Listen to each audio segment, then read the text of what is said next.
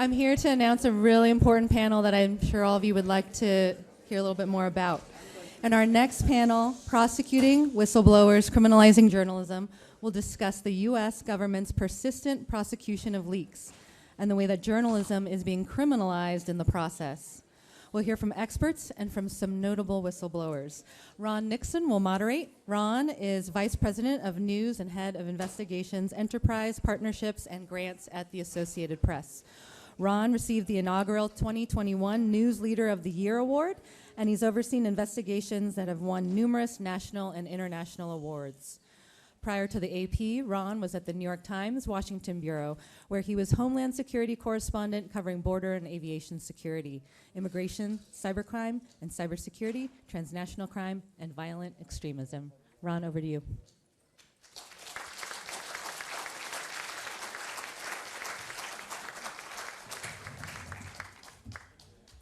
Good afternoon.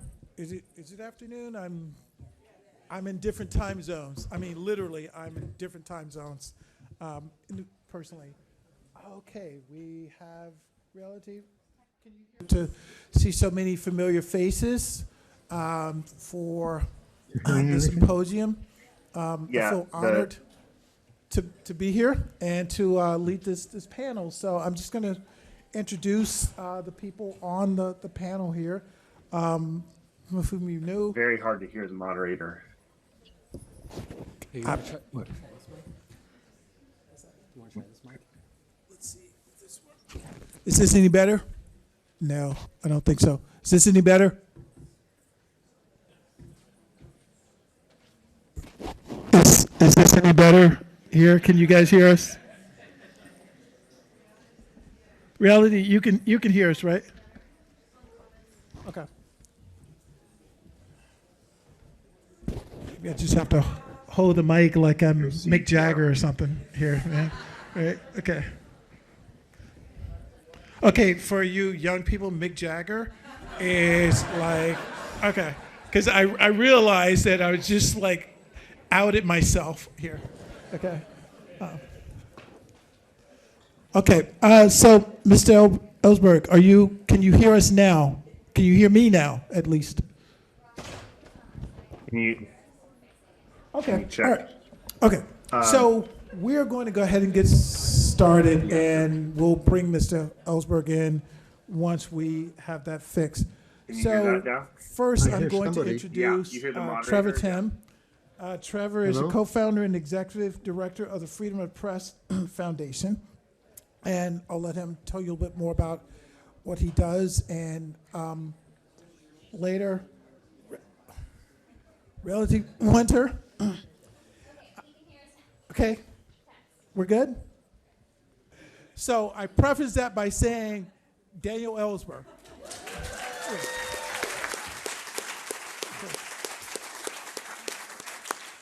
So thank you so much, sir, for appearing here on the panel with us to talk about this topic, and just for the work, the body of work that you have done. We appreciate you, and there will be further celebration of that here today. But thank you again for everything that you've done for journalism, for the country, just in general. Thank you.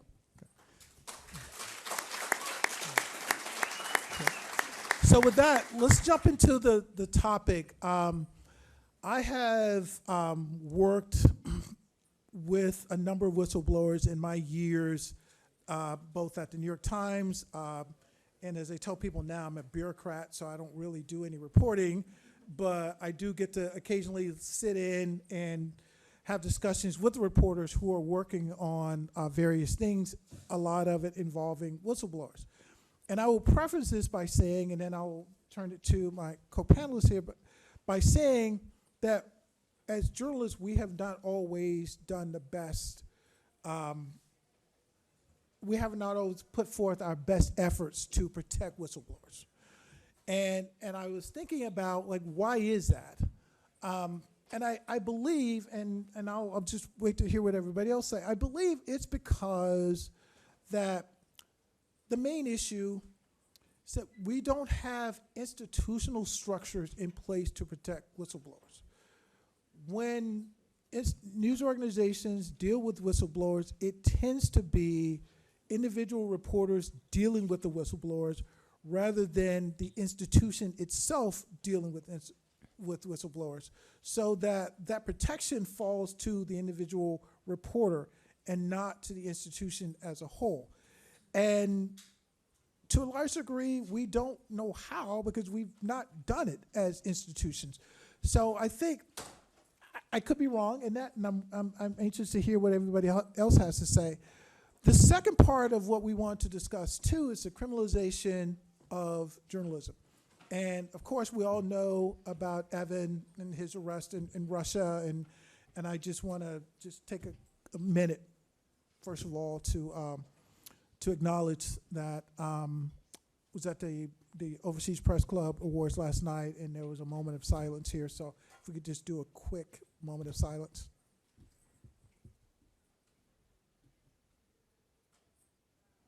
Thank you. So we talk about the criminalization of reporting in other countries, but we don't really talk about what's happening here. And we also want to bring that into our discussion here. So this is going to be a great discussion, and I will leave lots of room at the end for questions, because I know there will be many. So first of all, let me just, Mr. Ellsberg, let me start with you here. Is what I said accurate in terms of how whistleblowers are dealt with by news outlets? And then the second part of that is then what can we do as institutions to make sure that we are providing some sense of security for the people who provide this important information to the press? If there's some way that the press has protected whistleblowers other than keeping their anonymity to the extent possible, in which a number, of course, institutions, I could mention Intercept, have notably had a succession of failures on that. But in general, there has been a real effort to keep the anonymity of the source, which has the effect of keeping the source for that particular reporter. Nobody else gets to work with them exactly. It's like, I believe, policemen's, without knowing it directly, any connection with this. My guess as to how police think about and deal with their snitches, on whom they depend for their daily work and for their promotion and their access and their rewards and for breaking cases, but who they, on the one hand, regard as criminals and not disloyal, not loyalty among thieves, disloyalty among thieves, people who are snitching on their comrades, and not very respectable by any point of view. And what they're in many ways, in fact, they're even asking for protection to some degree, which they get to some degree, to carry on their own criminal activities unimpeded, so long as they will allow the policeman to make some snatches. And could this be that reporters really regard informers as, at best, condescendingly, or at worst, contemptuously, as I'm suggesting here? Let me say, I certainly didn't start with this assumption long ago. I've talked to a lot of whistleblowers in the last 50 years. I've made it a point to try to meet them and help them if I can, help them understand what they're going through, since I did go through it pretty much myself. I had the same trajectory of switching of loyalties, if you like, of discovering higher loyalties than to my boss or my team or even my president. So I like to see how they've dealt with this psychologically. And one point that I would say that I've never seen anyone comment on one way or the other, I have yet to meet a whistleblower who has a good feeling about the institution they dealt with, the newspaper they dealt with, or the reporter that they dealt with in the end. Okay. They felt very friendly in the course of it. I'm sorry, am I going on? Were you trying to interrupt me? I just want to follow that. That's a good point, and I want to segue into Ms. Winter here, because that's a question that I wanted to like ask her. So you've kind of done my job for me. Thank you. But reality, what do you think about both the premise that I've laid out plus what Dr. Ellsberg just said in terms of the feeling of dealing with news organizations and how whistleblowers are perceived, and probably not worth asking you if you thought that it protected you, but I just wanted to hear what you think. I think that one of the greatest pitfalls is the skepticism with which sources are met, and that a journalist has the due diligence to verify their source. And most of the time, their source is given up in that verification process. So even if they don't mean to, the source is usually given up while being verified through their journalist. And that's kind of how, that's how my case initially started. I know that Cole also, he was already on first name basis with NSA, and he certainly wanted to find out the source himself. And I think that journalists with anonymous sources are really that interested that they will assist law enforcement to find their sources. Because there's so much skepticism these days, and there's kind of a contempt for sources, the way that, Daniel had said. Okay. So, Trevor, let me ask you, because your organization actually deals with providing information, like secure drop, to be able to give that access to reporters, but also protecting the anonymity of the. Can you talk a little bit more about both that, and also what do you think, looking at this, that we as an industry could do better to protect the sources, particularly in terms of verification? As Reality said, look, if I get a document, I got to verify it, right? Like, I can't just look at it, print it, and go. But at the same time, I don't want to send it to the agency and say, hey, can you verify this, right? Well, that's what they did do, pardon me. In the case of, let's face the fact that in Reality Winner's case and other cases, what they did do was to go and ask to be verified, and that was not the only one in her case. Right. Meaning that their concern for her protection was negligible. Yes, sir. Well, so I think there's two things we should look at here. How do you protect the sources while you are working with them, receiving information from them, and verifying that information? And then how are you protecting and defending them after the fact, when they, frankly, might get caught? We have to understand that in the past 10 or 15 years, the government has figured out that, the old way that they used to go after sources was to call reporters to testify. And, they still do that occasionally, especially on the state and local level. But you'll remember the case of James Risen in 2005. Of course, James Risen at the New York Times at the time broke the NSA warrantless wiretapping case. He was also covering a whole host of other national security matters at that time. The Bush administration and then the Obama administration subpoenaed him to testify. It was a years-long fight that he was willing to go to jail for.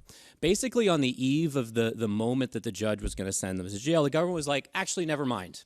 And they said never mind because they already had his email records, his phone records, his travel records, his financial records, basically every single record of his life. And so they could tell who he was talking to.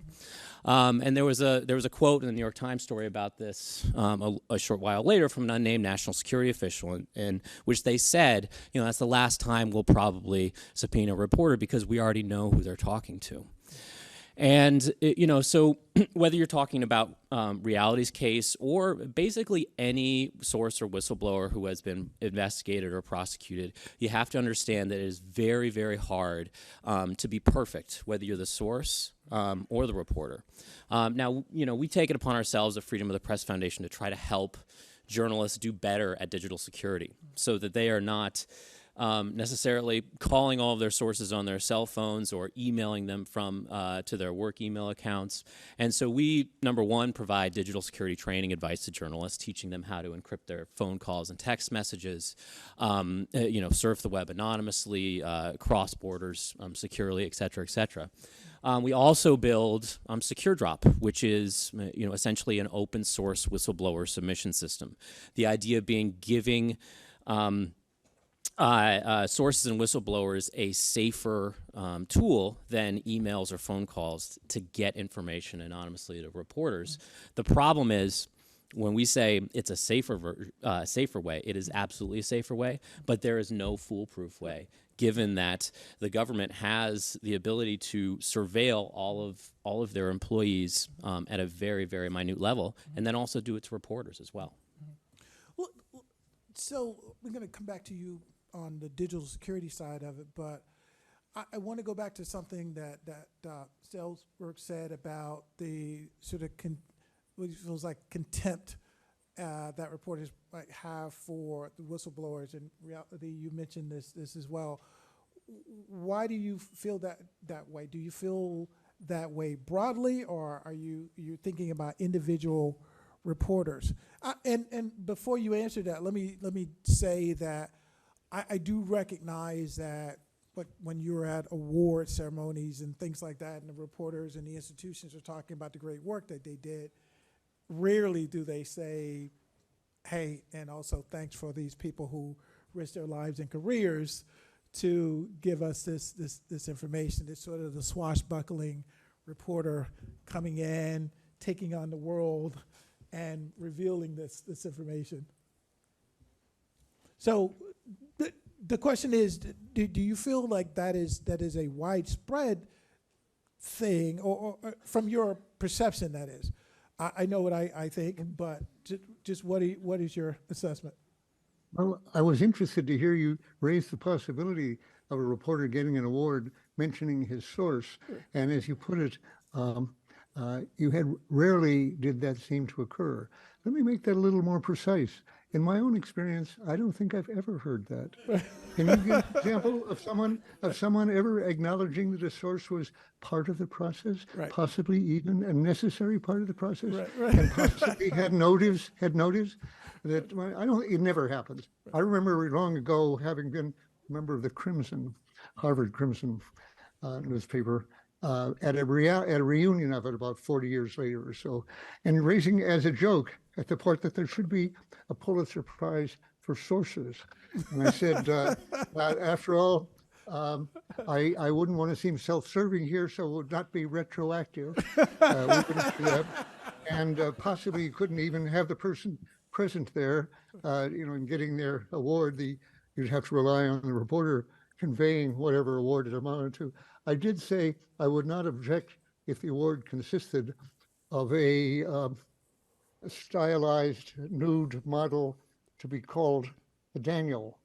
In the course but that has not actually come about. When you say, is there a general feeling here, there's a much broader question behind what we've all been talking about here, which is, why do they need to be protected? Right. And from what? And from whom? Right. In the first instance, they're putting out truth to the public. We're talking about whistleblowers here now, a special class of leakers, a special class of sources, and one that, if they are known, almost entirely through being prosecuted, right. Then if they are known, they get a lot of credit. Actually, why do they need to be protected in the first place?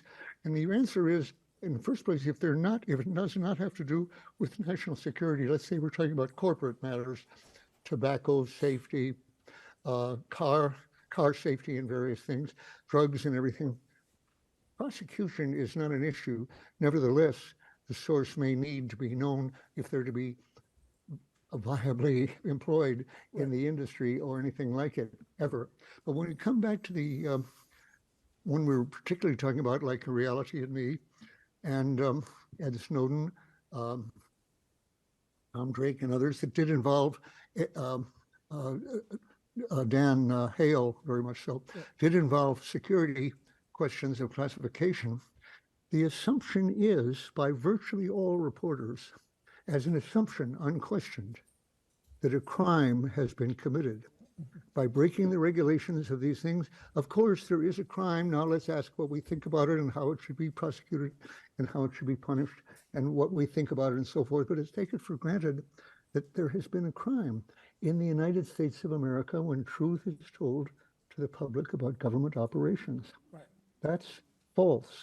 Right. And the reporters have lived comfortably with this delusion in my lifetime, throughout the lifetime, lived with the willingness, starting with me, to use an Espionage Act that was never intended against giving people who had given information to the American public, but to spies. It had only been applied to spies who secretly gave information to a foreign government, especially during war. And to use that law against somebody who's giving information to the American public is, in the eyes of many lawyers, I'm not a lawyer, I'm a defendant, Right. but in the eyes of many legal scholars on this, is blatantly unconstitutional So, Mr. and has never been tested by the American Supreme Court. They have never accepted a case to test whether it is constitutional to criminalize speech about information of public interest. And Mr. the Ellsberg, press is let me extremely, yeah, go ahead. I'm sorry, let reality jump in on here because I do want to leave a significant amount of time. And then, Trevor, I want to follow you on getting into this next point about criminalizing. So, reality, same question to you about this sort of contemptuous that you feel like reporters have. I mean, do you feel like that in general or specific to in your case, your specific case, or do you feel like that is the perception of what whistleblowers are? Are you talking to me or to Trevor? I'm sorry. To reality. Can you hear me? Oh, okay. Yeah, I can hear you. It's a lot to process, but I think that once a source and a whistleblower has been given up, it's almost like a piñata has been broken out, and now all the reporters get to cover the source. And then the attention is shifted from what the information is to who the source is. And that's the flaw in pretty much all journalism, right? It follows stories of interest, and it's going to follow the interest in who that person is. And even more so, once a journalist has burned a source, as in my case, they can now, like you said, they're going to go chase the Pulitzer in how they cover the martyr that they just created. And so the reporting really never ends, even though the flow of information has. So yeah, it's a flaw that's prevalent in all of journalism, because it's like what Daniel said, that assumption that a crime has been committed, and journalists love to cover crime.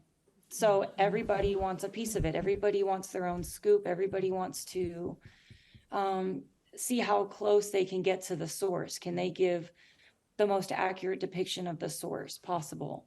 And that's where the real story gets lost. That's where what the whistleblower was trying to bring to the public, that gets lost entirely. But that's systemic to journalism, especially now that it's online and people are following clicks. I agree with that entirely. I'd add one thing to that, if I may. Yes, the attention does shift to who is the person and what were their motives and so forth. But then we get to the question of how do they deal with that? The fact is that Ed Snowden and Tom Drake and other Chelsea Manning in particular were dealt with entirely contemptuously to an almost unique degree by the New York Times. They were very stunned by it. And I had to tell each of them that if I had talked to them about that beforehand, they should have had to expect that, because 40 years earlier, that's the way I was treated by a magazine article, nearly every paragraph of which had a major scandalous flaw in it. And the treatment just in general, very contemptuous. Julian Assange was described on the front page of the New York Times as having some unprepossessing features because he worked at night and he didn't bathe and he smelled bad, like a bag lady. Now, what was the last time you heard a discussion of anybody of any subject mention the fact that, by the way, they smell bad? Or Chelsea Manning described as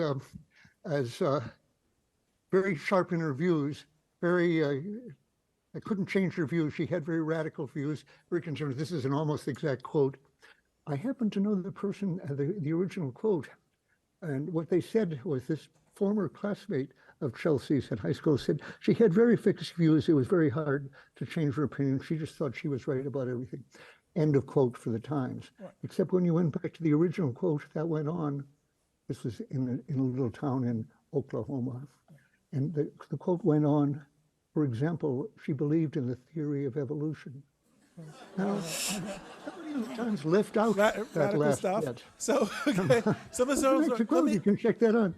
So the idea of being, Ms. Ellsberg, let me let Trevor up in here because, again, I want to leave enough time because I know that a lot more people want to have questions for you than simply having me answer. But Trevor, let's go into that about this whole idea of criminalizing both the dissemination of this information that is of a public good, right, and also criminalizing news gathering. Yeah, absolutely. I mean, so there is the whistleblower side of things, and we kind of talked about kind of the lead up to journalists publishing information, and then when sources or whistleblowers get caught, then they have to deal with a whole slew of issues, which Reality and Dan just described. But it can be sometimes worse than that because sometimes they just stop at all of the personal details, and then they don't cover their cases as much or as anywhere close to the amount as they should. And I think if the American public understood what happens in these Espionage Act cases, that they would be horrified because every single national security whistleblower charged on the Espionage Act does not get a fair trial. And that might sound like hyperbole, but when you actually go and read the court documents about what the government argues, it can be shocking to people who've never heard it before. So, for example, sources in Espionage Act prosecutions are not allowed to tell the jury their motive. So if their motive was to inform the American people about illegal or corrupt behavior, that is ruled inadmissible by judges. They are not allowed to say that, they're not allowed to tell the jury that actually my leak did not harm national security. They're not allowed to tell them that. They're not allowed to, in Thomas Drake's case, their lawyers were not allowed to utter the phrase overclassification.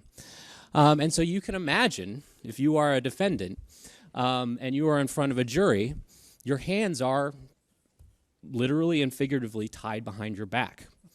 And so it makes cases like Reality's, who face the same obstacles, almost impossible to win.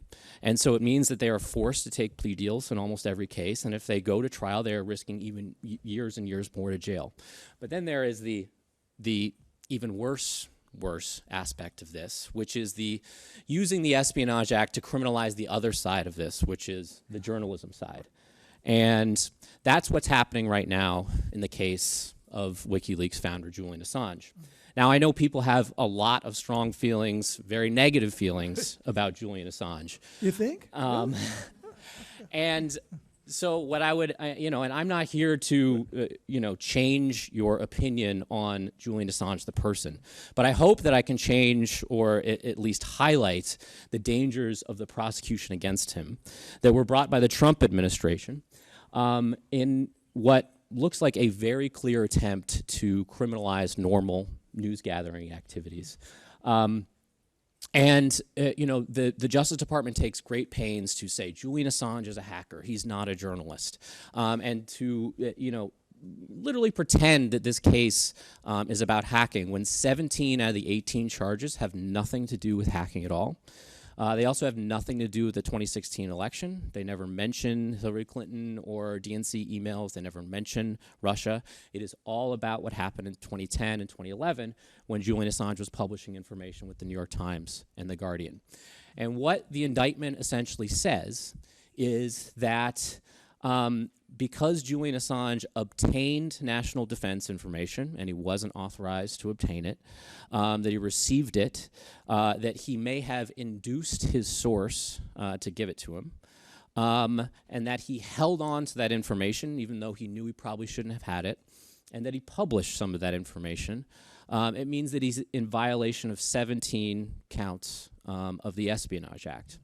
And when you actually go and look at the words that the Justice Department uses in their indictment versus what they're saying in the press release, it could not be clearer that what they are trying to do is criminalize what national security reporters at every major newspaper do every single day. Because what you just described is exactly what we do, right? Like we have the documents, we publish the documents.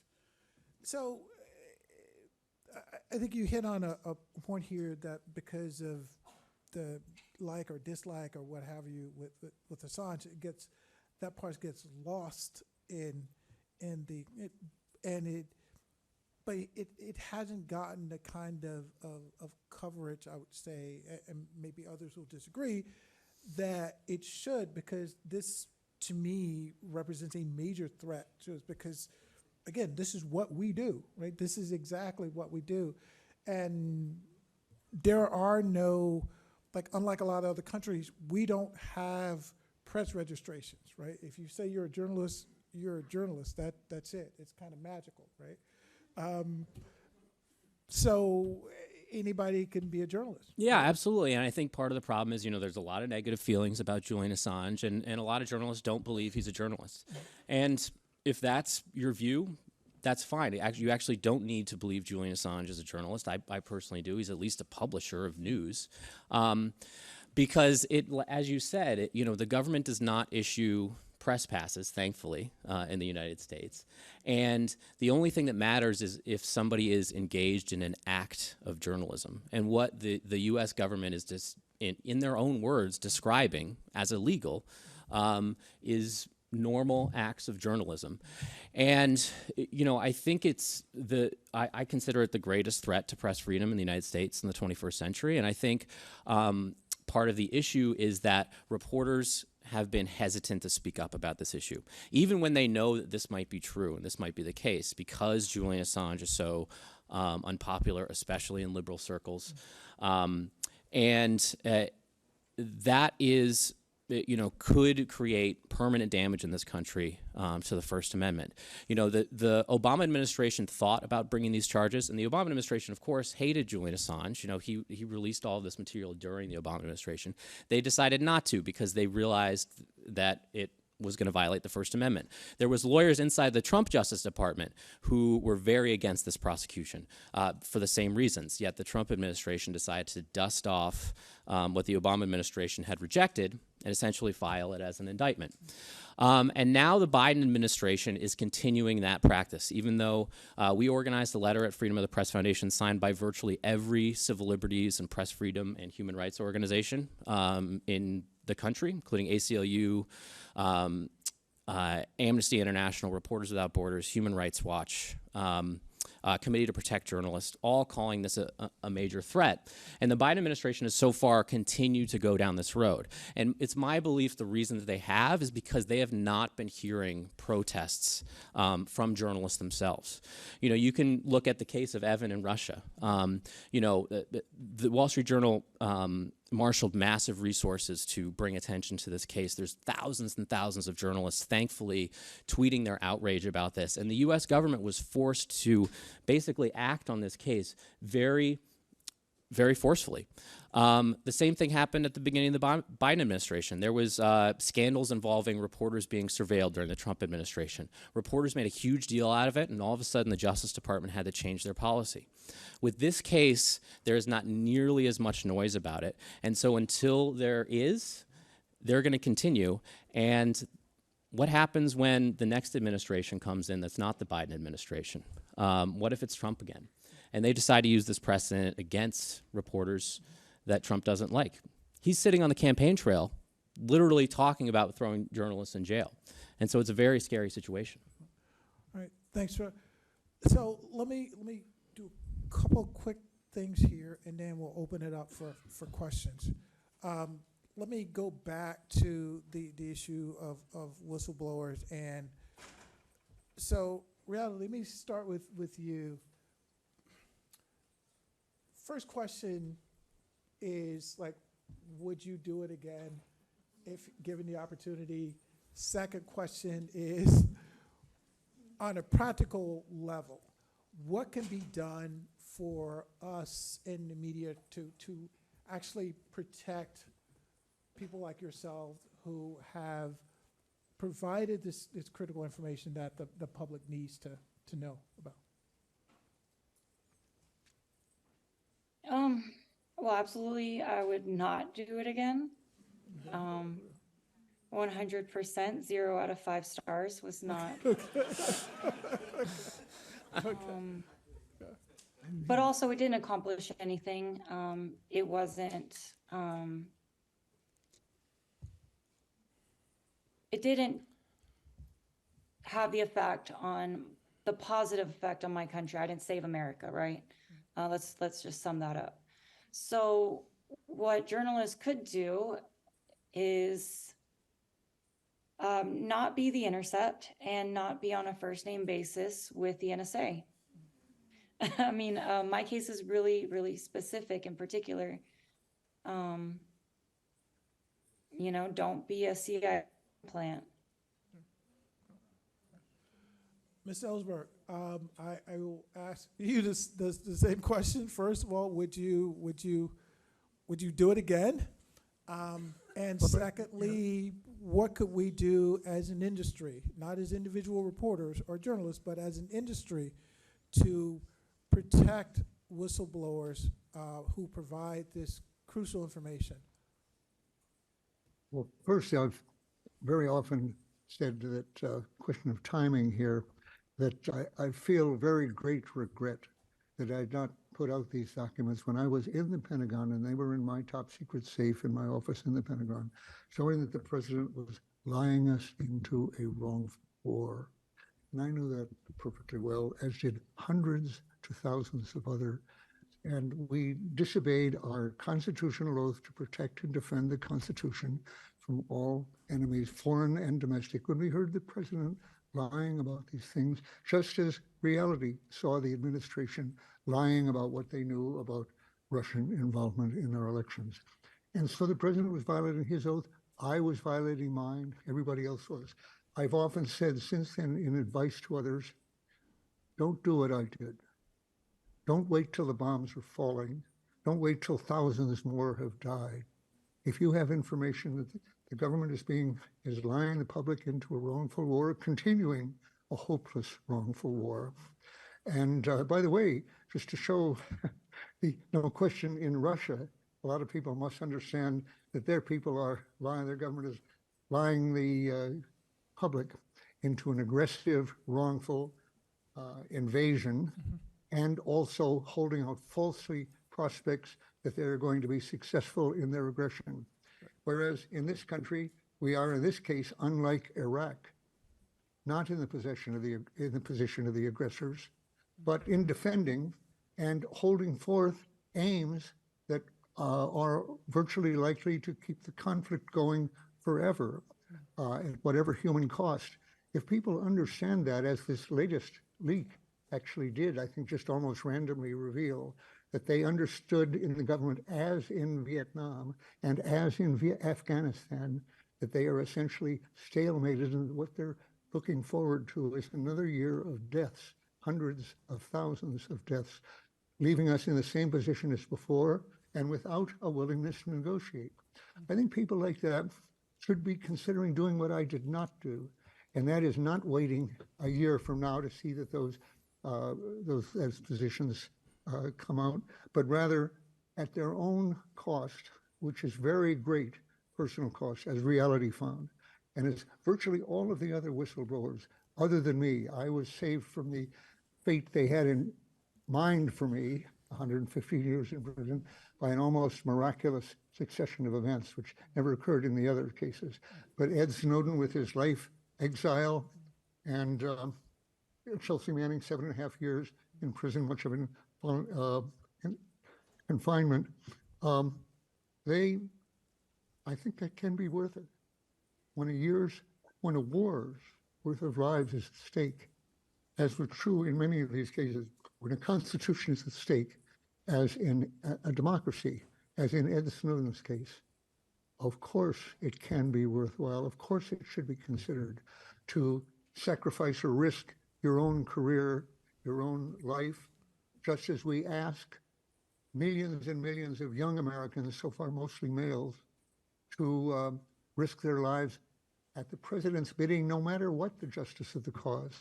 So in short, I think they're absolutely right to consider doing this, and they should do it in a timely way, like Catherine Gunn in Britain, and to some of the others can be pointed to as having done it in a timely way, unlike me. I should have put out those documents years earlier than I did. And finally, when it comes to the attitude of the press, you know, just when I was indicted in 1971, came to be indicted, look, facing 115 years in prison. This was, I think, my first indictment, which was just for 30 or something. I talked to Abe Rosenthal, and I want to give him the executive editor of the New York Times, and I give him particular credit as a journalist for putting out the Pentagon Papers in a wonderful journalistic fashion, best possible, when he supported the war. I mean, it was really very notable that it was making him unpopular with friends of his who supported the war, and he went ahead and was sure he was even ready to resign if they didn't print the documents they'd given him. So, and I should say in general terms, in terms of presenting the Pentagon Papers, the Times could not have done better. They just did a wonderful time. If I seemed critical of them, which I am, I've talked about relations with sources. And coming back to that precise point, I asked Abe, what is your policy with respect to the legal defense of a source who is being prosecuted for having given you information? And Abe Rosenthal, it was the only time I ever met him, looked back for a minute and he said, I'm not sure we have a policy. And I said, well, let me tell you, I'm sure you haven't, because you've never faced the issue before. I'm the first to be prosecuted. And if my prosecution succeeds from the point of view of the government, it will not be the last. So you should better develop a policy. I would say they don't have one to this day. The Intercept has done much more, had indeed had several incompetent breakthroughs about not safeguarding their sources. But my understanding is at least that they have contributed to the defense to some extent. The Times never printed the fact that I had a defense fund, or that it might be a good idea to contribute to it. Never picked up the phone for rich contributors. Could I just? This would be a good policy to maybe do something for it. That would have saved us a lot of effort. But there was, as they've always said, we don't have any responsibility toward the source, and that is not an admirable policy. But and that was my point that I was trying to make before. Like, so you think like news organizations should have policies as institutions in place to protect whistleblowers? To begin with, I might say they should have been studying for 50 years the constitutional aspects of the use of the Espionage Act against whistleblowers, on which they are almost uniformly ignorant and derelict. And they should have been doing this all along, and they aren't. For example, in this very discussion right now, and I'm not at all criticizing Trevor, on the contrary, when he mentions the 17 counts, I think he's saying, I don't go through the list one by one, but let me guess that not one of them, or not more than a couple of them, bear at all on the question of whether Julian is a journalist or not, as if he would be safeguarded if he were a journalist. The counts of the Espionage Act in the plain language apply not just to the source, but to the journalist, the publisher, the secretary and account, and anyone who reads the paper. It just hasn't been applied to that yet. But the clear language says that someone who has this information, knowing it to be classified, and does not have authorization to have that information, who holds on to it and does not deliver it, quote, to an official authorized to receive it. Now, that as a violation of the freedom of the press and of expression and of thought in this country, that's blatant. That writes out the First Amendment Yes, sir. exactly. You don't hear that. You don't hear that in the press as an issue. Okay, so Mr. Ellsberg, thank you, and I will add one last thing. I just realized that there's a Nixon questioning you here, so I I will I will apologize for my ancestor. So I'm gonna open it up for questions here. We've got about minutes. Is there a mic? Okay.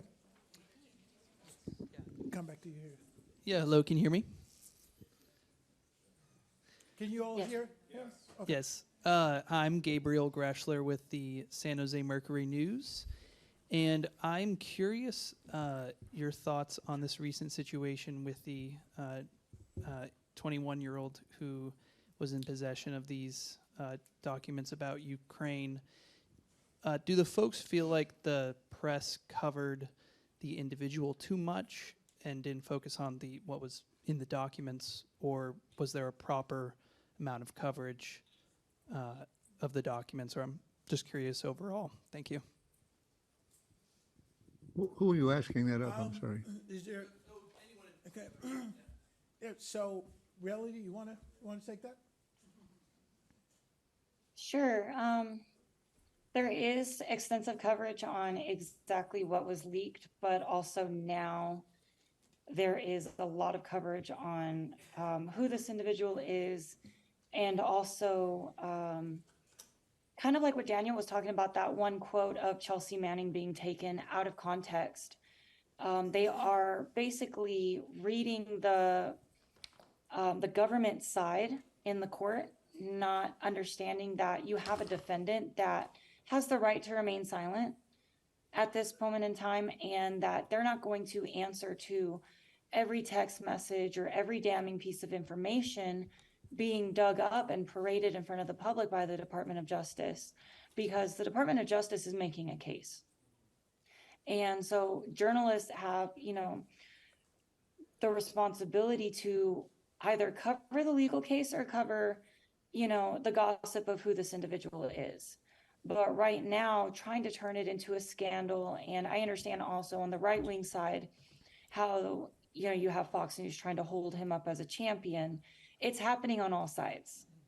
But as somebody who was jailed and who was under gag order and whose lawyers were actually bound by the court to where my attorney could not, in 2017, could not have gone on CNN and said, well, essentially, she's still a good person. Like, we were banned from saying that. We were literally banned from saying that. And so what they did is they took everything out of my personal text messages that sounded damning, that sounded like I was a traitor. And I think that journalists have the responsibility to not be a bigger mouthpiece for the Department of Justice. Be more skeptical. My heart goes out because my goal in life is to make sure that nobody in the criminal justice system of America is treated the way I was treated. That's my goal. If I could say, Reality, I've never seen you before. It so happens I haven't seen you on television, but I have been reading about your case more in particular and realizing that I should have been following it much more closely in the past, and I apologize for that. But the story of your treatment in prison is just horrific and terrible, and that's to be seen in the context of you should not have been charged with a crime, especially under the Espionage Act, where you were not, correct me if I'm wrong, I'm going to say you were not allowed to answer the question, why did you do this? Were you allowed to do that? Why did you No, all do those it?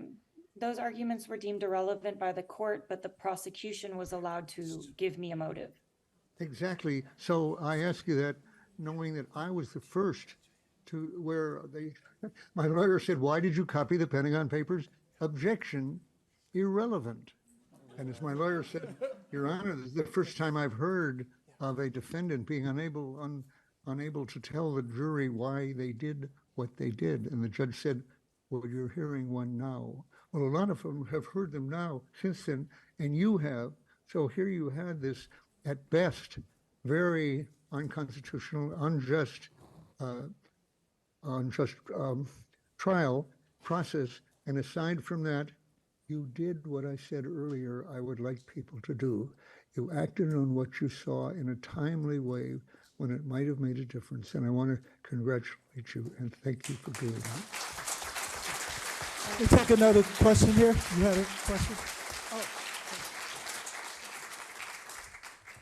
Hi, I'm Aldo Toledo. I'm also from the San Jose Mercury News. Hey, wait a minute. We didn't can't plan just this, I be answering promise. questions. I promise we didn't plan it. First off, I'd like to say I'm very excited to be asking Mr. Ellsberg a question at all, and this is incredible. But you know, this is a question for all of you. Why do you think there isn't a concerted effort by news organizations to bring more light to the catastrophe that could occur from Julian Assange's prosecution, and you know, the snowball effect that could have on our careers? Like, why aren't news organizations coming together to advocate for something like this? Trevor, you want to take that? Sure, yeah. I mean, I can jump in. I think it's a combination of reasons. That Julian Assange is very unpopular in the journalist class.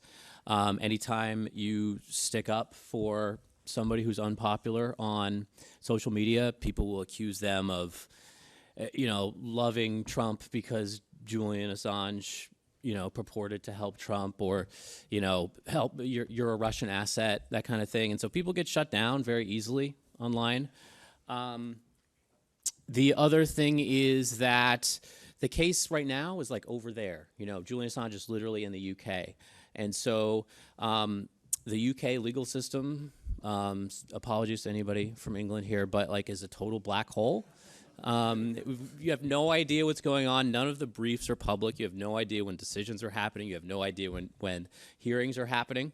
So it becomes harder for journalists to cover. I don't think that's an excuse. I think they should be covering it all the time, but especially using social media and their ability to go to Justice Department press conferences and ask them specific questions. Not just, are you continuing the case against Julian Assange, but reading out the counts against him and being like, how does this not affect me? Because clearly when you read it, any reasonable person can see that.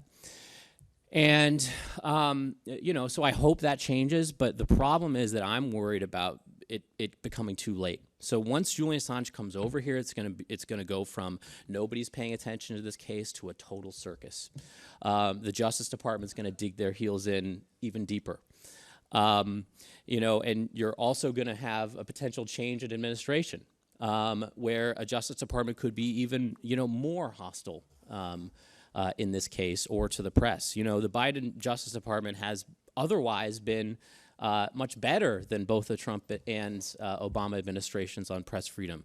But this is kind of the large shadow casting over things. And we're getting to the point where it's going to become too late if everybody doesn't act fast. This gentleman here, you're not from the Mercury, are you? No, but I could be if you'd ask. Okay, all right. Mr. Ellsberg, hi, Jim Wheaton. I teach the Journalism Law seminar here at the J School. Thank you for occasionally coming to my class and talking about confidential sources. I want to ask you another question. With regard to the how journalists treat their sources and respect their sources, could you let us know how, following the death of Neil Sheehan, your reporter at the New York Times published an interview. Could you say it? I'm sorry, I'm not hearing you very well, I have to say. Could you try that again a little slower? And I will. You're not the first person to ask me to slow down. I'm just not hearing you very well. I'd like, with regard to how reporters treat their sources with or without respect, could you please let us know your reaction? Well, sources often have if they have a political point of view, like Mr. Ellsberg, I wanted wrong. to know how you react to the story in the Times following Neil Sheehan's death, that he had broken into your apartment and, against your wishes, made a copy of the Pentagon Papers surreptitiously and never told you. And then furthermore, in the interview, characterized you without you being given a chance to respond. Actually, when I learned about that Neil had done that, having promised that he would not do that specifically, gave me no problem at all. I figured I want this stuff out. He has the same attitude toward it, which I respect, that I had toward it, was this information has to get out. If Ellsberg, as he saw it at the time, is holding back or is not sure to put it out, I want to be sure this gets out. And frankly, I've always felt he did the same thing I did for the same reason in that respect, a determination to see this get out. So I never held that against Neil in the slightest degree. And there were other aspects of his treatment that just I found totally puzzling over the last 50 years. It would take more time now. I think I'm capable of remaining uncertain about something or puzzled about it for decades and even half a century. I don't understand this. What's the real answer here? And I think I do have the answer now as to why Neil lied to me throughout that period and told me the Times was not publishing it when I would have been delighted to learn that they were. That was just a puzzle to me. I think I have it now, and I won't take the time to go into that. But the question of how to deal with sources, or let me change that question to one that came earlier a little bit.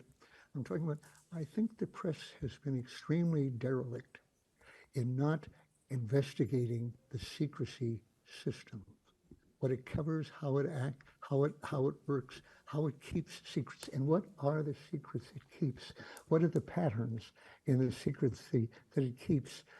In my trial, the man who had written most of the regulations of the Defense Department for over 40 years on secrecy, William F. Florence, retired, and I saw his testimony, which was under oath in the Pentagon. We called him for a witness in my trial where he testified again under oath, saying this, to this effect, almost exactly these words: the proportion of information that is stamped classified for reasons of possible damage to the national security is about, it deserves that criterion, is about 5% at the time it's classified.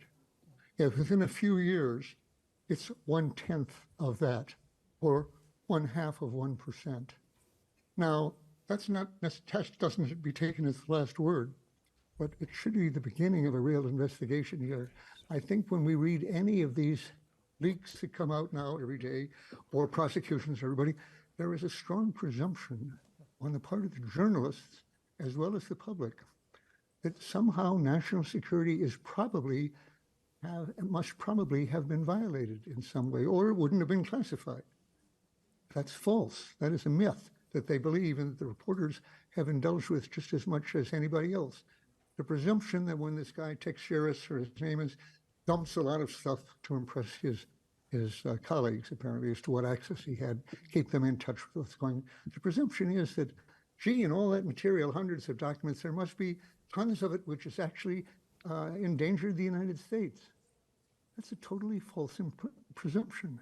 The presumption is that maybe there is somewhere in there that should have been kept secret. Maybe there are a couple pages. And if you look back several years, the presumption would be almost surely not. But even if some of these were quite current, so you might say there is a presumption that some of them deserve protection. But the fact is the journalist profession has never really informed itself on how this works, that we have a system here that wrongly keeps from the public about 99% of the material it holds, which is more than a couple of years old, or 95% otherwise. The overclassification we hear about all the time, everyone agrees there's overclassification. 10%, 20%, 50%. Wow, 50%. How about 99%? No, that doesn't get examined. So I'm saying we really have to say, what purpose does this system really serve and how does it work? And the answer is, it serves to cover the asses of officials in both administrations and to prevent them from embarrassment or culpability for revelation of stupid estimates or just simply wrong estimates, right. Terrible policies, horrible. That's why it's classified. The perceived possibility that that's exactly how it will look in another year or two. So we're gonna end on that, but I think that that is something that we absolutely should do, because I've heard people say that over and over and over again, and we don't do. So we're going to end on that, but I want to thank the panel here, Trevor, Timm, Melody Winter, and Mr. Ellsberg, and again, you got to see.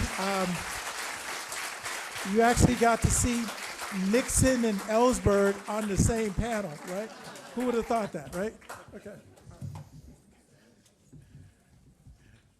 We wanted to take a moment here to celebrate Daniel Ellsberg and to pay tribute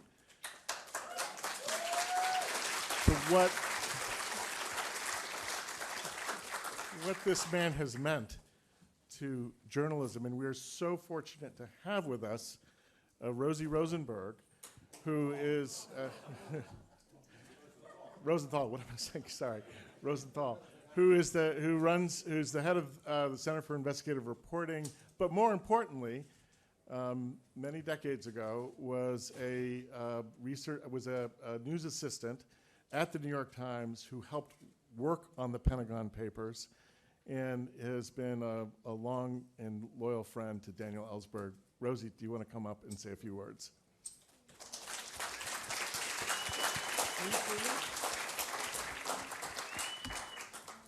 Can you see me? No. Dan, it's Robert. Hi, Rosenthal. I know. Okay. So I did. So anyway, I'm gonna get emotional. So I want to take us all back to June 12th, 1971, Dan, when I first met you. So that was Saturday afternoon. It was a very hot, steamy day in New York. And after months of preparation, the Pentagon Papers was about to go in the first edition of the Sunday New York Times, June 13th, 1971.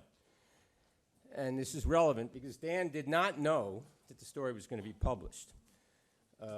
And over the last 20 years or so, I've become a very good friend of him, but I had no idea who he was. And that Saturday afternoon at the New York Times was about 3:30, 4 o'clock, what they used to call the Bulldog, the very first edition of the New York Times, which was then printed and sent around the country. And if you were in New York City, you'd get it after you came out of the theater. It would be on the newsstands at 10, 11 at night. It would be the very first edition. And this Times had hired its own security. The building was ringed. They'd set up a secret composing room for the linotype machines, completely separate from the fourth floor where everything was printed usually, to set the type for the Pentagon Papers. Everything had been done in utmost secrecy. I was part of the team as a 22-year-old that was sequestered at the Hilton Hotel for weeks and months. And I actually slept in the room with 2 huge filing cabinets. I slept with the Pentagon Papers. And for months. And I was the kid who had to know where everything was and did everything. And when Neil Sheehan had writer's block at 3 in the morning, I had to walk with him around 56th Street and 6th Avenue because there were a lot of hookers. And the editors were afraid he'd get mugged because he was so distracted and he'd be muttering and talking to himself. And I'd be walking next to him. But that Saturday afternoon, Dan called the New York Times looking for Neil Sheehan because he did not know, because the Times and Sheehan had no contact with him after the day he described when Sheehan copied it from his apartment in Cambridge. And I answered the phone, and I happened to be answering the phone at the foreign desk, which was the command center. And the foreign editor, Jim Greenfield, and another editor, Dick Mooney, were standing there, and I answered the phone. And the tension was incredible because we still thought the feds were going to come in and stop everything if they found out. And the phone rings, and I answer, and I hear this frantic voice on the phone, and he says, "Where's Neil Sheehan? Where's Neil Sheehan? I have to speak to Neil Sheehan." I go, "Who is this?" He goes, "Daniel Ellsberg." And I put my hand over the thing, and I said, "Some guy sounding really nuts." And he needs to talk to Sheehan, and he says his name's Daniel Ellsberg. And the 2 editors went white and backed away from me and went. And one of them whispered and said, "It's the source." And I then knew who had given the Times the Pentagon Papers. I had no idea who he was. But that was how I met Daniel Ellsberg. And I basically said, "Give me your phone number, and I'll have Sheehan called." But he never did. He never called Dan. And I think you then ran out, and you've written about this, and dumped all the pot you had in your apartment and smoked it and hid it because you were afraid the feds were going to come and find the rest of the Pentagon Papers. And he began distributing to all his friends in Cambridge. That's true. Can you hear me? Well, to Howard Zinn specifically. Yes, thank you. actually. So that's a true story. So Dan just turned 92. He's announced he's very sick.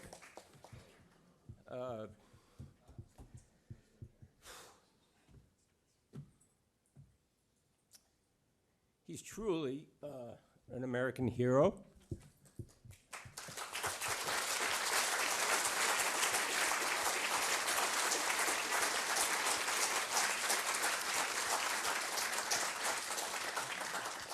And one of the most remarkable men any of us could meet. And he doesn't talk about his history. I'm just going to tell you really briefly. He was a piano virtuoso as a young man and pretty much spent the first 16 years of his life playing the piano and was a virtuoso. An accident changed his life in a way. He was a Marine, is a Marine. He was in the Marines in the early 50s. He re-enlisted and went back to the Marines when he thought his platoon might be called to active duty in the Suez Crisis in 1956. He had top secret clearance before he was 30. He helped devise and understood the nuclear war plan of the United States when he was 30 years old during the Kennedy administration. He's one of the strongest anti-nuclear activists in the world. He understands the nuclear threat, and he's truly one of the most remarkable men any of us could meet. And I really recommend that you read his memoir, which is called Secrets, a memoir of Vietnam and the Pentagon Papers, if you really want to understand what it is to be one of the most special men probably I've certainly ever known, and any of us would have the honor to share a room with. So I'm really happy to be here. I'm happy to call Dan my friend, and please say hello to Patricia, his wife, who's also a remarkable partner, and was with him during the whole episode of the Pentagon Papers, and really created a moral compass, I think, for your life. I don't know if you want to talk about that, and he will talk a lot. But his recall is astonishing, and I really recommend you read that book. And all of us in our work and our lives, if we can emulate his ethics, we'll improve the world. So thank you.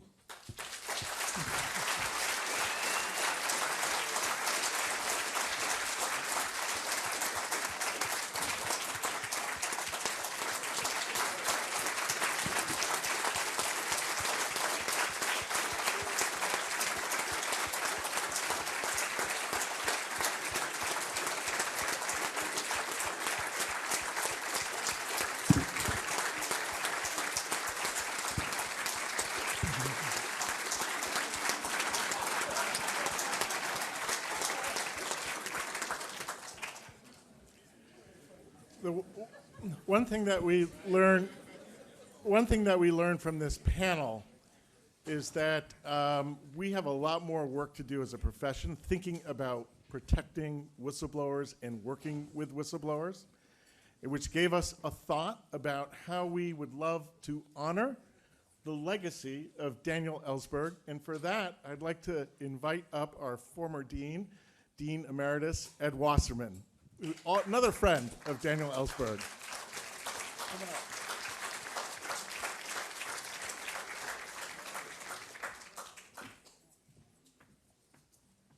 Thank you, David. Pleasure to be back at Logan Symposium. Been coming to these for about 20 years, and I have to congratulate you, David, and your team at IRP. It's good to see Lowell Bergman here, who created the foundation that they're building on, and the Logan brothers, Jonathan, Richard. Thank you very much for your unwavering support. I sort of follow up on Rosie, who basically stole all my thunder, doing a magnificent job. I came into the latter part of Dan Ellsberg's life. I got to know him socially after I became dean in 2013. I met him at a cocktail party, and I was, of course, thrilled. As anybody who got into journalism in the shadow of Watergate and under the influence of the Pentagon Papers, he was a hero. He was, as I've since come to realize as somebody who traffics in the ethics world, he is what we call a moral exemplar. That's somebody who does the right thing not because it's going to accomplish anything, because nobody really has control over consequences anyway. You do it or comply with some abstract principle. You do the right thing because you have to, because your character compels you to do that. And I think that Daniel didn't know what was going to happen, but he did do the right thing. So I was already a fan when I met him. But I didn't know exactly what to expect. You know, he's a very, very eminent guy. He's on the Mount Rushmore of social activism.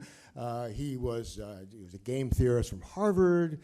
That kind of made me suspect I'd probably run into a certain amount of intellectual arrogance, smugness, and the like.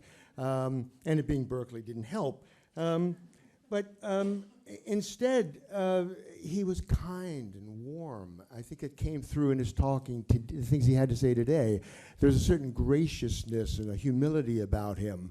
And I was totally shocked and surprised and won over. And I was also shocked to find out he had no relationship to the School of Journalism. He lives 2 miles from here. And had virtually no contact with us. And I sort of said, well, you know, does this interest you? And I was amazed and delighted to find out he was very interested in getting involved in school. So we put him to work, and the various ways he started to contribute to the school. And what I remember most fondly is having him come to talk to students at orientation. Now, these are journalism, first-year journalism students. They are young. I mean, the fall of Saigon was like, for our generation, the fall, almost World War I. None of them had heard of Dean Rusk or Robert McNamara. They kind of heard, they'd heard of Daniel, but only in a very, very vague way. And so I sort of, this is going to be a hard sell. I couldn't be more wrong. He was captivating. The students absolutely adored him. I invited him to talk for an hour.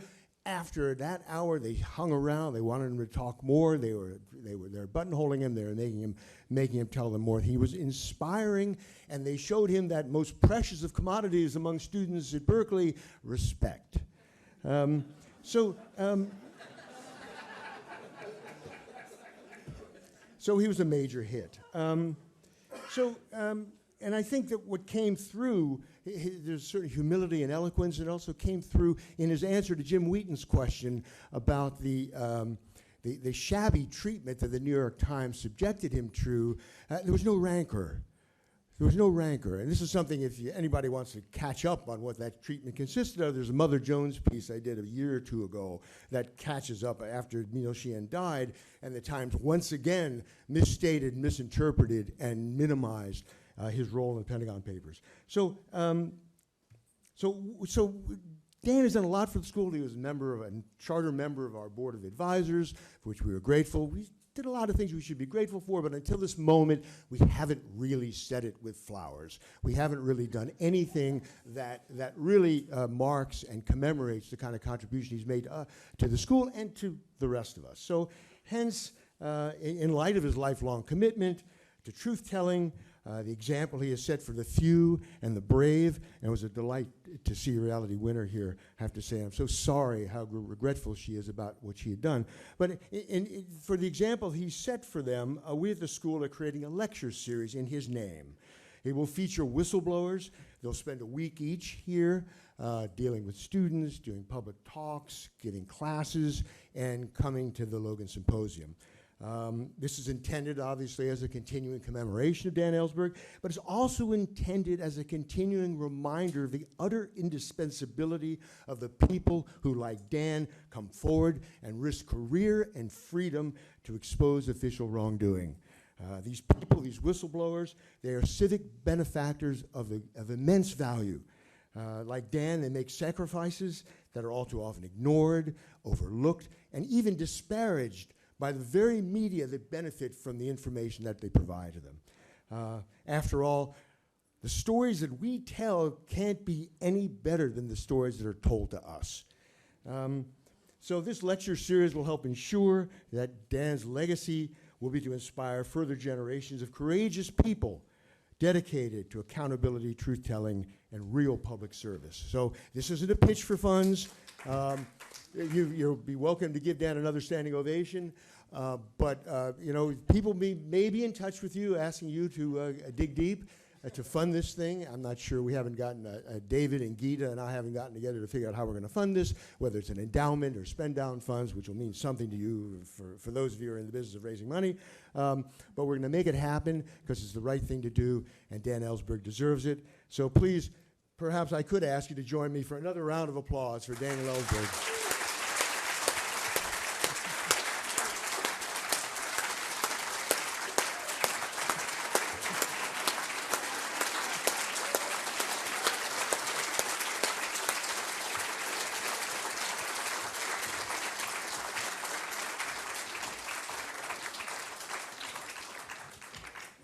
Okay, we'll be back at 3:30.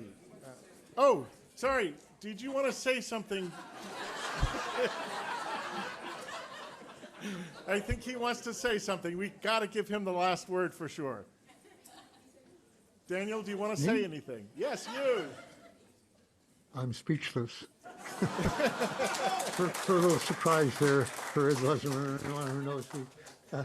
Not a great characteristic of me. No, I really, I've been hearing these things, not just but from friends who I'm proud to have as friends. And I'm so glad to have been here tonight. I was glad that I was going to be on the panel with Reality Winner because I haven't had the chance to thank her and congratulate her before. So I'm very glad. And the news about the seminar, I've only heard a rumor about that earlier. So that sounds very good to me. I have nothing more to add, and I appreciate very much what I've heard. Thank you.